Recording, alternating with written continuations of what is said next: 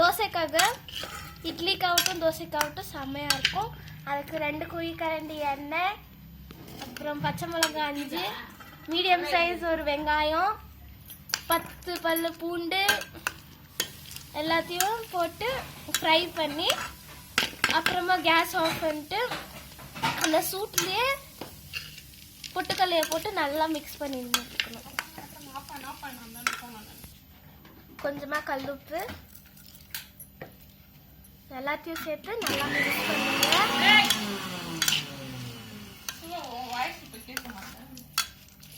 நல்லா மிக்ஸ் பண்ணணும். அந்த கல்லுப்பு போட்டதுக்கு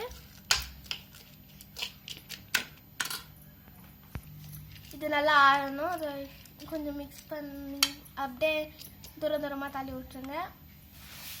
கொஞ்ச நேரம் ஆறட்டும். இந்த மாதிரி சின்ன மிக்சியில் போட்டுன்னு அரைக்கலாம். பாருங்க, இப்போ தான் ஓப்பன் பண்ணி காட்ட போகிறேன். எந்த மாதிரி பாருங்க, இந்த மாதிரி ஃபைன் பேஸ்ட்டாக இருக்கணும். பாருங்க, கேஸ் ஆன் பண்ணி சட்னி தாளி